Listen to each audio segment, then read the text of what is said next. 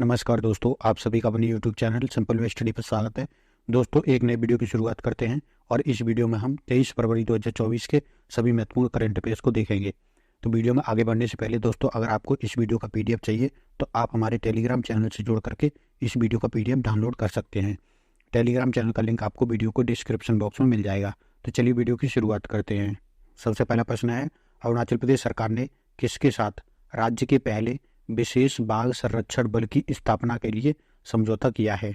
तो ये समझौता किया है एनटीसीए के साथ। अरुणाचल प्रदेश सरकार ने हाल ही में राज्य के पहले विशेष बाघ संरक्षण बल की स्थापना के लिए राष्ट्रीय बाघ संरक्षण प्राधिकरण यानी एनटीसीए के साथ समझौता ज्ञापन पर हस्ताक्षर किए हैं। ठीक है, तो जो एनटीसीए है वो राष्ट्रीय स्तर पर बाघों के संरक्षण के लिए संस्था है। तो ये विशेष बाघ संरक्षण बल है, तो इसके तहत 336 कर्मियों वाला एक विशेष बल राज्य के बाघ रिजर्व में तैनात किया जाएगा।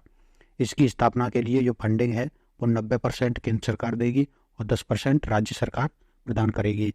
इस कदम का उद्देश्य संरक्षण प्रयासों को बढ़ावा देना और राज्य के भीतर बाघों की आबादी को बढ़ाना है। अरुणाचल प्रदेश अपनी जैव विविधता के लिए जाना जाता है। ये राज्य 3 बाघ अभ्यारण्यों का घर है। ठीक है, तो यहाँ पर नामदफा अभ्यारण्य, कमलांग अभ्यारण्य और पक्के अभ्यारण्य। ठीक है, तो ये तीनों ही टाइगर रिजर्व या बाघ अभ्यारण्य हैं।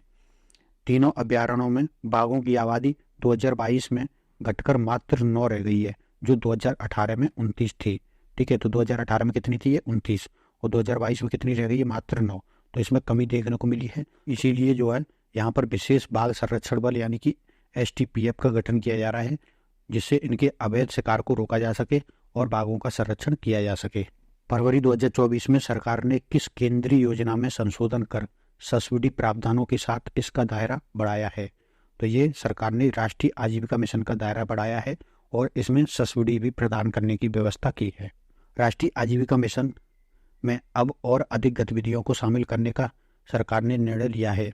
इस संदर्भ में केंद्रीय मंत्रिमंडल ने 21 फरवरी 2024 को NLM यानी कि राष्ट्रीय आजीविका मिशन में संशोधन को मंजूरी दी है, जिसने नए सब्सिडी प्रावधानों के साथ इसका दायरा बढ़ाया है। ठीक है, इन परिवर्तनों का जो उद्देश्य है वो पशु बीमा कार्यक्रम को सरल बनाने, पशुधन क्षेत्र में उद्यमशीलता को बढ़ावा देने और चारे की खेती में सुधार करने के लिए इसको लाया गया है। ठीक है, तो राष्ट्रीय आजीविका मिशन की बात करें तो सबसे पहले 1999 में ग्रामीण विकास मंत्रालय ने स्वर्ण जयंती ग्राम स्वरोजगार योजना नाम से एक योजना शुरू करी थी। ठीक है, और एक अन्य योजना राष्ट्रीय ग्रामीण आजीविका मिशन नाम से 2011 में शुरू करी थी।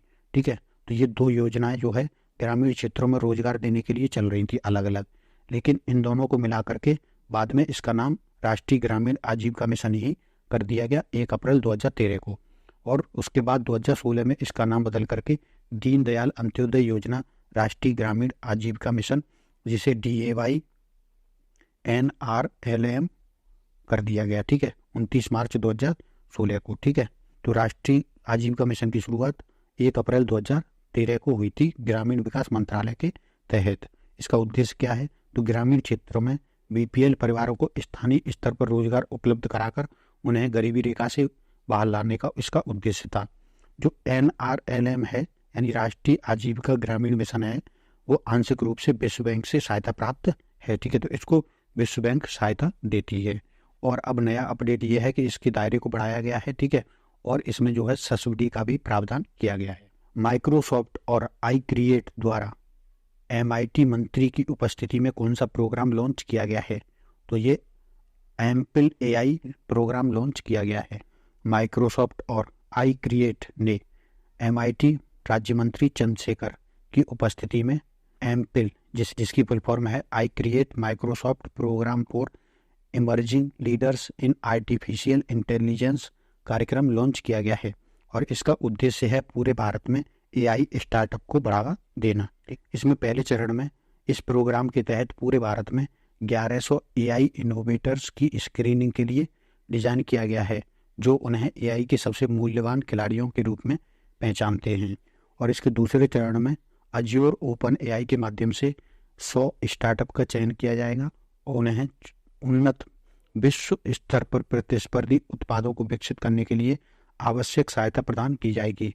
शीर्ष 25 स्टार्टअप को माइक्रोसॉफ्ट के ग्लोबल नेटवर्क से मार्केट टू मार्केट समर्थन प्राप्त होगा, जिससे उन्हें व्यापक दर्शकों तक पहुंच मिलेगी और वे अपनी पहुंच का विस्तार करने में सक्षम होंगे। स्टार्टअप को समर्थन के अलावा माइक्रोसॉफ्ट और आई क्रिएट माइक्रोसॉफ्ट के शिक्षण प्रबंधन तंत्र के माध्यम से देश भर में 11,000 इनोवेटर्स, स्टार्टअप और युवा भारतीयों को एआई कौशल के अवसर भी प्रदान करेंगे।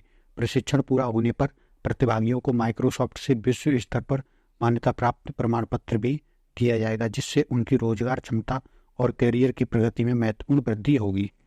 माइक्रोसॉफ्ट की बात करें तो ये एक सॉफ्टवेयर कंपनी है अमेरिका की, ठीक है। इसकी स्थापना 4 अप्रैल 1975 को हुई थी और इसके संस्थापक कौन थे? तो बिल गेट्स और पॉल एलन इसके संस्थापक थे। और इसका मुख्यालय कहाँ है? तो रेमंड वॉशिंगटन डीसी में इसका मुख्यालय है।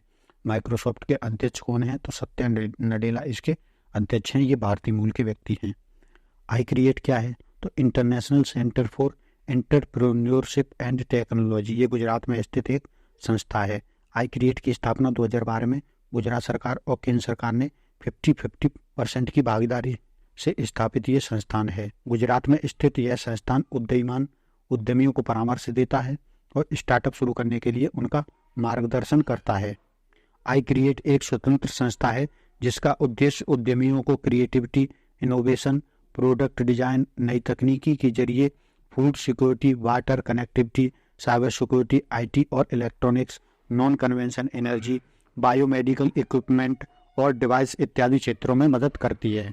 इनमें केंद्रीय शिक्षा मंत्री ने किस राज्य में 211 पीएम श्री स्कूलों का उद्घाटन किया है? तो इनका उद्घाटन किया गया है छत्तीसगढ़ में। केंद्रीय शिक्षा मंत्री धर्मेंद्र प्रधान और छत्तीसगढ़ के मुख्यमंत्री विष्णुदेव साई ने संयुक्त रूप से रायपुर छत्तीसगढ़ में 211 पीएम श्री स्कूलों का उद्घाटन किया है। पीएम श्री स्कूल योजना की बात करें तो इसकी फुल फॉर्म है प्रधानमंत्री school for rising India. Bharat सरकार द्वारा शुरू की गई एक केंद्र प्रायोजित योजना है। पीएम श्री स्कूल अपने आसपास के अन्य स्कूलों को मार्गदर्शन और नेतृत्व प्रदान करेंगे। ये सभी स्कूल सरकारी होंगे। इसमें राष्ट्रीय शिक्षा नीति 2020 के सभी घटकों एवं विशेषताओं का समावेश होगा और यह आदर्श स्कूलों के रूप में कार्य करेंगे।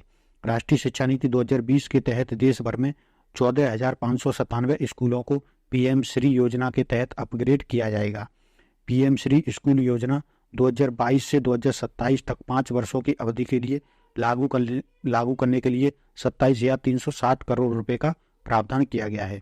इसमें केंद्र की हिस्सेदारी 18,128 करोड़ रुपए होगी। केंद्र की इस योजना से 18 लाख छात्रों को फायदा पहुंचेगा। अब हम अन्य महत्वपूर्ण खबरें देख लेते हैं। तो पहली खबर है, उत्तराखंड के मुख्यमंत्री ने स्थानीय अर्थव्यवस्था को सशक्त बनाने हेतु हिमालयन बास्केट लॉन्च किया है। इसकी शुरुआत 2018 में सुमित और स्नेहा थपलियान ने की थी।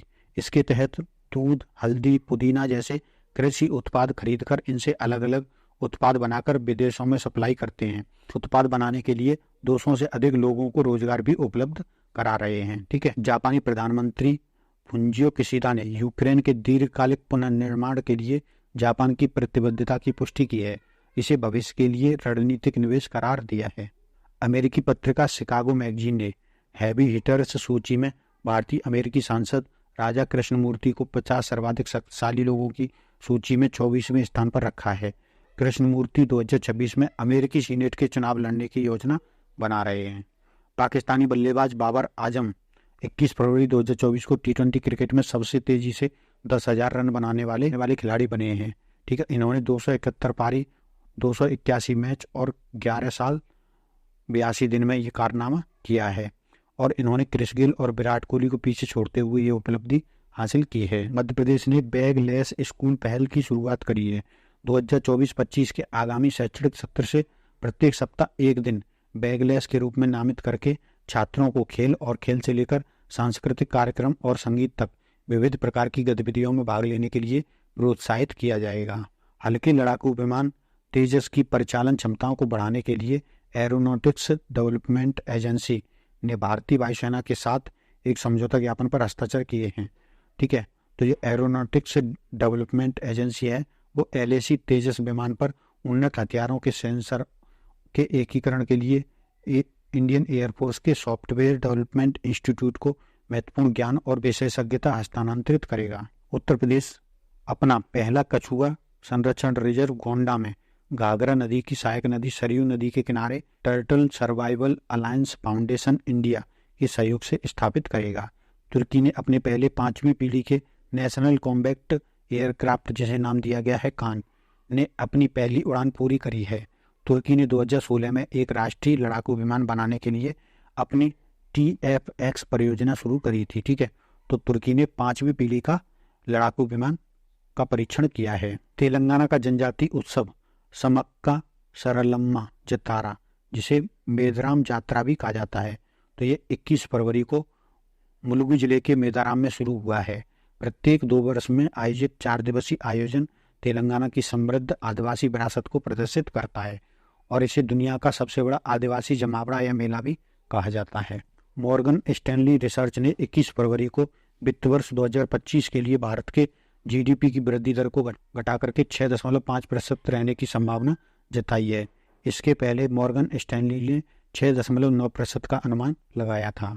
भारत सरकार ने FDI नीति में संशोधन के माध्यम से अपने अंतरिक्ष क्षेत्र में 100% प्रत्यक्ष विदेशी निवेश यानी FDI को मंजूरी दी है। फोनपे ने भारत में निर्मित Android app market place Indus app store launch किया है।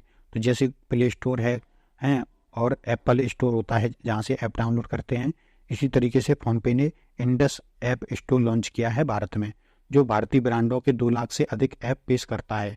डेवलपर्स को मार्च 2025 तक कोई लिस्टिंग शुल्क नहीं मिलेगा। भारत और ग्रीस 2030 तक आपसी व्यापार दोगुना करने पर सहमत हुए हैं। साथ ही प्रधानमंत्री नरेंद्र मोदी और ग्रीस के प्रधानमंत्री किरियाकोस मित्सोताकिस ने अंतरिक्ष, फार्मा, नौवहन, संचार, रक्षा, कृषि, समुद्री हवाई संपर्क सहित विभिन्न क्षेत्रों में सहयोग बढ़ाने के लिए भी प्रतिबद्धता व्यक्त की है। तो दोस्तों, ये थे हमारे 23 फरवरी 2024 के सभी महत्वपूर्ण करंट अफेयर्स और इस वीडियो में फिलहाल इतना ही। अगर आपको ये वीडियो पसंद आया है तो वीडियो को लाइक करिए, चैनल को सब्सक्राइब करिए एवं अपने दोस्तों तक भी शेयर करिए। धन्यवाद।